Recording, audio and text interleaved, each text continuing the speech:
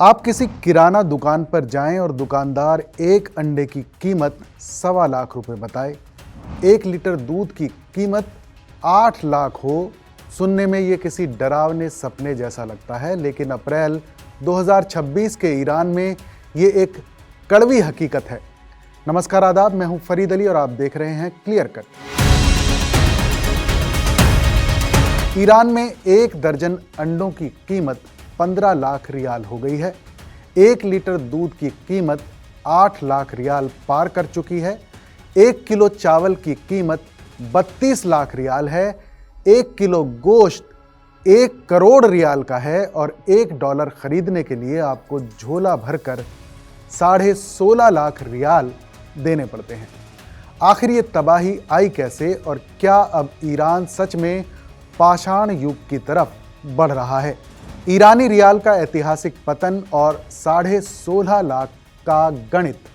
आज ईरान की गलियों में मुद्रा की कीमत कागज के टुकड़ों से ज्यादा कुछ नहीं रह गई है।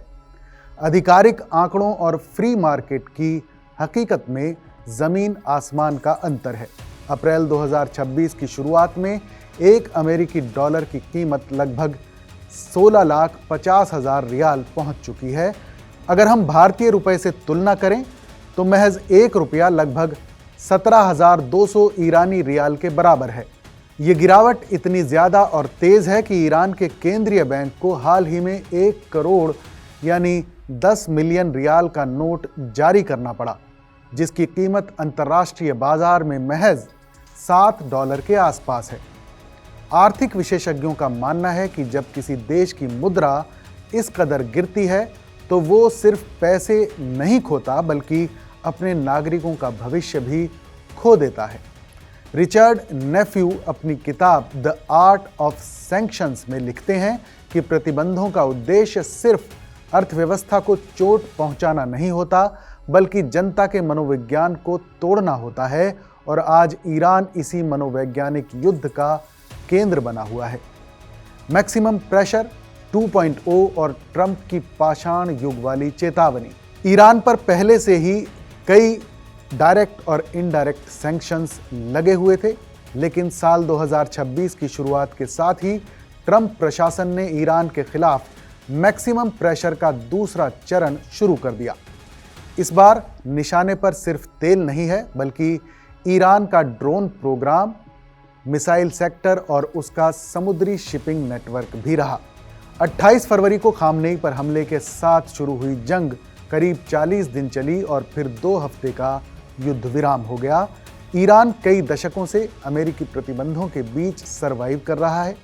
अब अमेरिका ने दुनिया के दूसरे देशों को भी चेतावनी दी है कि अगर वो ईरान को हथियारों की सप्लाई करते हैं या उसके साथ व्यापार जारी रखते हैं तो उन पर 50% तक का टैरिफ लगाया जाएगा।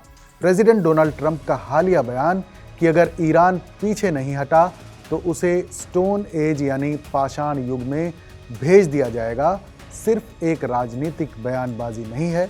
जमीनी स्तर पर इसका असर बिजली घरों और पुलों को निशाना बनाने की धमकियों के रूप में दिख रहा है। रक्षा सचिव पीट हेग्सेथ के मुताबिक अप्रैल के शुरुआती हफ्तों में किए गए हमले अब तक के सबसे भीषण सैन्य प्रहार हैं, जिन्होंने ईरान के बुनियादी ढांचे को पंगु बना दिया है। लाखों का एक अंडा और बुनियादी चीज़ों के लिए लंबी कतारें। ईरान में महंगाई का आलम यह है कि एक औसत परिवार के लिए अब 2 वक्त की रोजी रोटी जुटाना भी एक जंग जीतने जैसा है। अप्रैल 2026 की कीमतों पर नज़र डालें तो एक साधारण अंडे की कीमत 1,21,000 से लेकर 1,40,000 रियाल के बीच झूल रही है।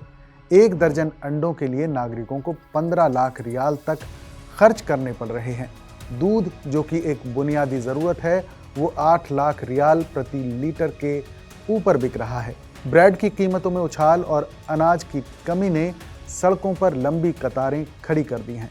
Centre for strategic and international studies यानी CSIS की रिपोर्ट बताती है कि बुनियादी ढांचे पर हमलों ने दवाओं और वैक्सीन की सप्लाई चेन को भी ध्वस्त कर दिया है। लोग घरों में कैद रहने को मजबूर हैं और पेट्रोल पंपों पर राशनिंग लागू कर दी गई है। ये एक ऐसी मानवीय त्रासदी है जहां पैसा तो है लेकिन उसकी कोई कीमत नहीं बची है। ईरान सरकार ने बेकाबू महंगाई पर लगाम लगाने के लिए इलेक्ट्रॉनिक कूपन या काला वर्ग सिस्टम को युद्ध स्तर पर लागू किया है ताकि गरीब परिवारों को बुनियादी राशन और मांस रियायती दामों पर मिल सके। इसके साथ ही जमाखोरी रोकने के लिए बाजारों में प्राइस कंट्रोल टास्क फोर्स तैनात की गई है और ज़रूरी खाद्य पदार्थों के निर्यात पर पूरी तरह प्रतिबंध लगा दिया गया है। लेकिन चुनौती ये है कि सरकारी सब्सिडी और खुले बाजार यानी फ्री मार्केट की कीमतों के बीच इतना बड़ा अंतर पैदा हो गया है कि अब ये राहत योजनाएं भी ऊंट के मुंह में जीरा साबित हो रही हैं।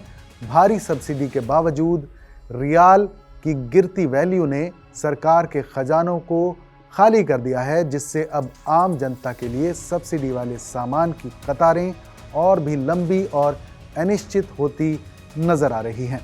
बिना वीज़ा और मास्टर कार्ड के कैसे चल रहा है डिजिटल ईरान? सुनने में अजीब लग सकता है कि जिस देश की करेंसी बर्बाद हो चुकी है और जो अमेरिकी प्रतिबंधों के चलते दुनिया से कटा हुआ है, वहाँ लोग ट्रांजैक्शन कैसे कर रहे हैं। तो इस पर ईरान की जद्दोजहद काबिल तारीफ है। ईरान ने प्रतिबंधों के खिलाफ एक बहुत ही आधुनिक डिजिटल सुरक्षा कवच तैयार किया है जिसे शेतब नेटवर्क कहा जाता है। चूंकि ईरान वैश्विक बैंकिंग नेटवर्क जैसे वीज़ा या मास्टर कार्ड से बाहर है, इसलिए उसने अपना खुद का एकीकृत बैंकिंग सिस्टम विकसित किया है। आज ईरान के छोटे से छोटे दुकानदार के पास भी POS टर्मिनल मौजूद है। लोग अंडे जैसी छोटी चीज़ के लिए भी अपना स्वदेशी डेबिट कार्ड स्वाइप करते हैं। ईरान में आमतौर पर कैश ले जाने की ज़रूरत नहीं पड़ती क्योंकि मोबाइल बैंकिंग ऐप्स के ज़रिए कार्ड टू कार्ड ट्रांसफ़र पलक झपकते ही हो जाते हैं। ये डिजिटल इंफ्रास्ट्रक्चर ही है जिसने ईरान की अर्थव्यवस्था को अब तक पूरी तरह जमने से बचा रखा है। रियाल से तोमान का सफ़र और ज़ीरो हटाने का मनोवैज्ञानिक खेल। ईरानी नागरिकों ने महंगाई के भारी भरकम आंकड़ों से निपटने का एक अनोखा तरीका निकाला है जिसे तोमान कहा जाता है। आधिकारिक तौर पर मुद्रा रियाल है, लेकिन आम बोलचाल और व्यापार में लोग तोमान का इस्तेमाल करते हैं।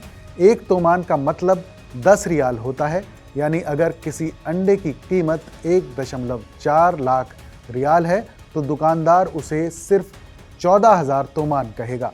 इस मानसिक कैलकुलेशन से लोगों को लाखों करोड़ों के आंकड़ों के साथ जीने में थोड़ी आसानी होती है। सरकार ने भी इसी मनोविज्ञान को समझते हुए नए नोटों पर ज़ीरो को धुंधला छापना शुरू कर दिया है ताकि जनता को ये महसूस ना हो कि उनकी मुद्रा की वैल्यू मिट्टी में मिल चुकी है। बिटकॉइन और टीथर ईरान के नए फाइनेंशियल लाइफ बोट।